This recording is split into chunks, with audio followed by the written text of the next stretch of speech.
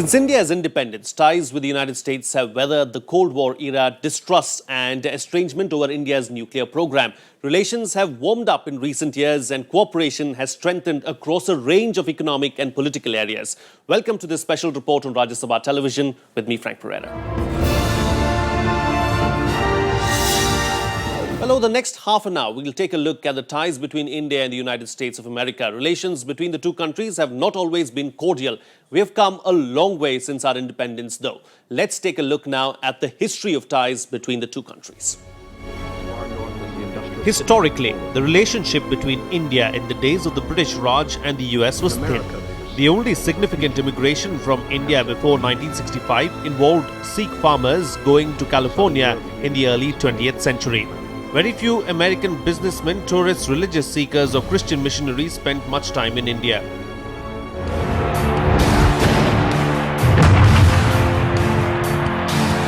Ich lebe unter Deutschland und seine in euch liegende Zukunft. Deutschland heil! Everything changed in World War II when India became the main base for the American China-Burma-India theatre in the war against Japan. Tens of thousands of American servicemen arrived bringing all sorts of advanced technology and money. They left in 1945. After Indian independence and until the end of the Cold War, the relationship between the US and India was cold and often thorny. This was due to the closeness of the US towards Pakistan during the war, with Pakistan joining the US-led Western Bloc in 1954. Post-independence, the relationship was colored by the different perspectives and priorities of the two countries. India, as a newly independent state, was trying to maximize the autonomy of decision-making in the international sphere and adopted a non-aligned policy, whereas the United States, trying to meet the challenge of communism, was setting up alliances and creating the bloc, the NATO alliance, with a view to challenge the Soviet Union and the Warsaw Pact. In late 1948, Prime Minister Jawaharlal Nehru rejected American suggestions for resolving the Kashmir crisis. His 1949 tour of the US was an undiplomatic disaster that left bad feelings on both sides. Indo-US ties, as far as a strategic relationship, did not cover much ground. They did not. Though, of course, they respected each other. America respected their American prime presidents came even for Republic Day parades. All these things were there. But the question is, we did not develop any or strengthen any relations. During Prime Minister Nehru's time, I don't think so any offer for even the defense equipment or defense deal was done. In fact, most of the things were French or British, or weapon systems, and the tanks started becoming Russians. In 1959, Dwight D. Eisenhower was the first US president to visit India to strengthen the staggering ties between the two nations. During John F. Kennedy's presidency from 1961 to 63, India was considered a strategic partner and counterweight to the rise of communist China. The Kennedy administration openly supported India during the 1962 Sino-Indian War and considered the Chinese action as blatant Chinese communist aggression against India. The United States Air Force flew in arms, ammunition and clothing supplies to the Indian troops, and the United States Navy even sent the USS Kitty Hawk aircraft carrier from the Pacific Ocean to protect India, only to recall it back before it reached the Bay of Bengal. During 1962 war, America was reluctant initially, and America was not very clear of India's policy, because Prime Minister Nehru was not asking it openly. Of course, Prime Minister Nehru is supposed to have written a letter for asking 12 F-104 squadrons to fight the Chinese and refusing to use our Air Force. So that was what was irking America, that things are not very clear. So the F-104s, of course, did not come. But slowly and slowly, the Americans realized, and they flew in a lot of aircraft, Hercules aircraft of that time, and airlifted our artillery and brought them from the plains of Punjab and UP to Chinese border. The day and night, the transport aircraft of Americans flew record number of sorties. There is no doubt about it. They gave us winter clothing. They found we are logistically weak in that area. They gave us a lot of logistic equipment, including vehicles, including clothing. But the question is, getting a proper weapon system like a fighter aircraft requires a lot of political and foreign policy alignment before a step like that can take place. Following the assassination of Kennedy in 1963, Indo-US relations deteriorated gradually and hit an all-time low under the Nixon administration in the early 1970s.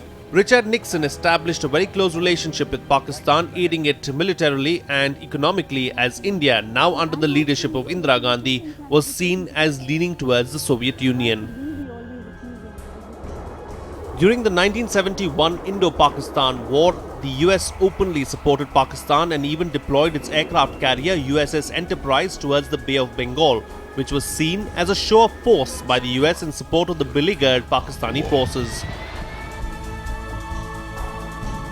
Later in 1974, India conducted its first nuclear test, Smiling Buddha, which was opposed by the US. However, it also concluded that the test did not violate any agreement and proceeded with a June 1974 shipment of enriched uranium for the Tarapur reactor. In the late 1970s, with the anti-Soviet Janata Party leader Morarji Desai becoming the Prime Minister, India improved its relations with the US, now led by Jimmy Carter. After the return of Indira Gandhi to power in 1980 and the Soviet invasion and occupation of Afghanistan, the relations between the two countries improved. The Reagan administration decided to provide limited assistance to India. India sounded out Washington on the purchase of a range of US defense technology. In 1984, Washington approved the supply of selected technology to India, including gas turbines for naval frigates and engines for prototypes for India's light combat aircraft. After the Bhopal gas tragedy in 1984 that claimed the lives of thousands, India unsuccessfully sought the extradition of the company's chief executive from the United States for criminal prosecution. The incident harmed US-India relations and continued to complicate the bilateral relationship for years to come. India getting into the UN against the carbide in the organization and trying to impose a lot of sanctions on it and proceeding towards it. America was trying desperately to work a solution out of it. It could not work out. But slowly and slowly, this process became a little bit more detrimental to the relationship. When the relationship came after the nuclear weapon was, Pokhran was there in 74, America was quite shaken up by India because they did not like India getting into this league. And this further took a great turn when during Atal Bihari Ji's regime in 98, we went through a series of explosions, then the things totally changed. Soon after Atal Bihari Vajpayee became the Prime Minister in 1998, he authorized nuclear weapons testing at Pokhran. The United States strongly condemned this testing, promised sanctions and voted in favor of a United Nations Security Council resolution condemning the tests. President Bill Clinton imposed economic sanctions on India. However, these sanctions proved ineffective. Only Japan joined the US in imposing direct sanctions, while most other nations continued to trade with India. The sanctions were soon lifted.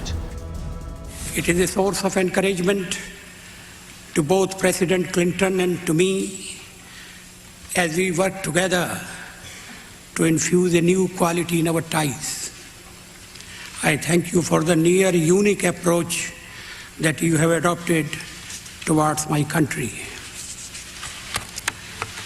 Those of you who saw the warm response to President Clinton's speech to our Parliament in March this year will recognize that similar cross-party support exists in India as well for deeper engagement with the United States of America.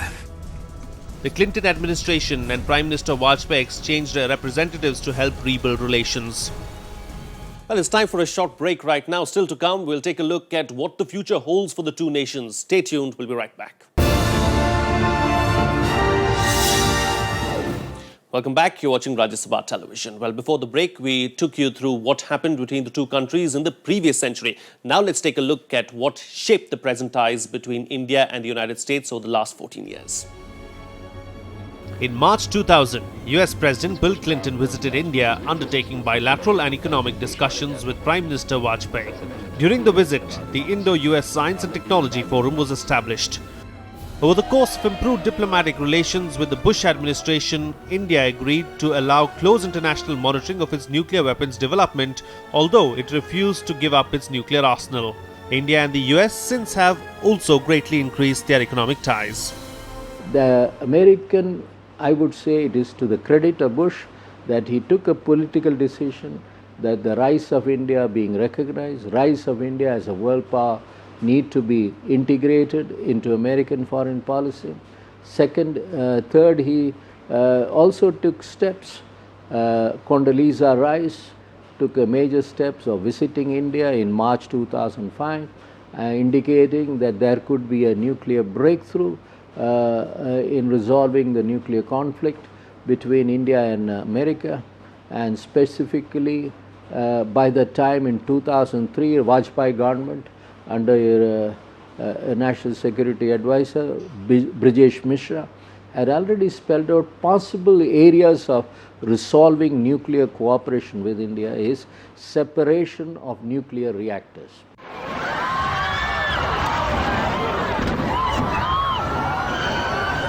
After the September 11th attacks against the US in 2001, President George W. Bush collaborated closely with India in controlling and policing the strategically critical Indian Ocean sea lanes from the Suez Canal to Singapore. After the December 2004 tsunami, the US and Indian navies cooperated in search and rescue operations and in the reconstruction of affected areas. An open skies agreement was signed in April 2005, enhancing trade, tourism and business via the increased number of flights. And Air India purchased 68 US Boeing aircraft at a cost of $8 billion. After the 9/11 episode in September 2001, Indo-US relations started improving on issues that India supported America on the terrorist attack, and India also said it will allow US Indian bases for any kind of terrorist action against Vajpayee government made that concession. And subsequently, three new areas of Indo-US negotiations began.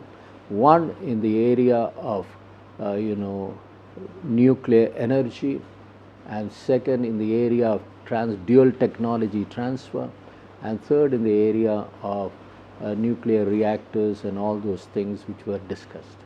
Now, there were strategic discussions, strategic need for India, and to that was added subsequently on space cooperation as fourth point of Indo-US relations. Also in 2005, India and the United States inked the Civil Nuclear Cooperation Initiative, a 10-year defense framework that lifts a 3-decade US moratorium on nuclear trade with India. Under the agreement, India agrees to separate its civil and military nuclear facilities and place all its civil resources under IAEA safeguards. In exchange, the United States agrees to work toward full civil nuclear cooperation with India. In March 2006, US President George W. Bush made a visit to India, where he and Indian Prime Minister Manmohan Singh finalized the framework of the civil nuclear deal and boosted security and economic ties. The nuclear deal completed in July 2007 makes India the only country outside of a non-proliferation treaty that has nuclear capabilities and is allowed to participate in nuclear commerce. Bush also supported India in the Nuclear Suppliers Group in August 2008, which was the main 45-member organization, state organization, Nuclear Suppliers Group, which prevented any nuclear commerce with any state which did not sign NPT treaty. Now, under Bush influence, this Nuclear Suppliers Group of 45 members waived India on nuclear commerce, which was a great achievement that Bush could give for India in terms of improving Indo-US relations. After the 26/11 attacks in 2008, the United States cooperated closely with Indian authorities and sent FBI investigators and forensics experts. During the tenure of the George W. Bush administration, relations between India and the United States were seen to have blossomed primarily over common concerns regarding growing Islamic extremism, energy security, and climate change. In June 2010, the United States and India formally convened the first US-India Strategic Dialogue. A large high-ranking delegation of Indian officials visited Washington, D.C., and Secretary Clinton lauded India as an indispensable partner. Later that year in November, President Barack Obama visited India and addressed a joint session of the Indian Parliament, where he backed India's bid for a permanent seat on the United Nations Security Council. India is not simply emerging. India has emerged. And it is my firm belief that the relationship between the United States and India, bound by our shared interests and our shared values, will be one of the defining partnerships of the 21st century. Interestingly, Obama has a spiritual link with India. Social activist Brij Mohan Bama explains what the spiritual link is. He spoke to me, he said, I am follower of monkey god. I want that if you can give me idol of Hanumanji. I said, okay. Then I sent that idol to him in August 2008. So that was his connect with India because he was follower of Hanumanji. The idol that was gifted to Obama is rumored to be in the White House. Also in the White House is a wall that is adorned with pictures of all the people Obama has been inspired by. One among them is the picture of Mahatma Gandhi working on the charkha. I was connected with Tirupati Trust Board. I was 6-year member there. So they knew my this thing and they contacted me and they said, Ki, if you can give us the idol, that will be very good. I want that before my election, I should have that. So then I said, you come down to India and take it. He said, I can't come because I'm busy in the elections. Then I will send my Democratic Asia Pacific president. So she came and she received the idol from us, and which she carried it to America and given it to him. In July 2011, the United States and India signed a Memorandum of Understanding in New Delhi to promote closer cybersecurity cooperation. The agreement is designed to fulfill one of the pillars of the US-India Strategic Dialogue. Secretary of Defense Leon Panetta visited India in May 2012 to bolster military ties in the wake of the Obama administration's announced pivot to Asia. The trip marked the first such visit since former Secretary of Defense Robert Gates met with Indian counterparts in January 2010. A pivot policy towards Asia was announced and declared by Obama, more so by Hillary, pivot to Asia. This was against the background of, at one point of time, that by 2011, United States would withdraw from Afghanistan and West Asia and Iraq. Final troops will be withdrawn by the end of 2011. So the American was rebalancing. So Obama came out with a term saying that pivoting is not what actually attempted. It is rebalancing Asian interest, with America now shifting more than 50 to 60% of its armed presence in this region.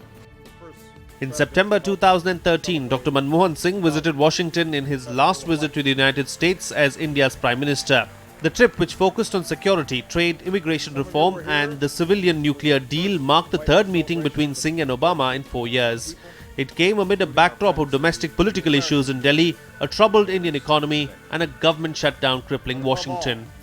Your visit at this pivotal moment in history speaks to the opportunity before us to build the relationship between our nations, born in the last century, into one of the defining partnerships of the 21st century. I've come today to build upon these successes and to strengthen our multifaceted relationship.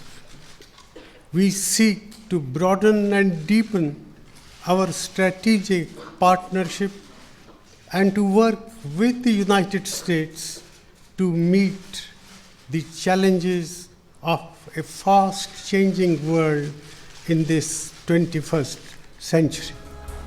In December 2013, the arrest, strip search and temporary detention of an Indian diplomat in New York following a domestic labor dispute caused uproar in India.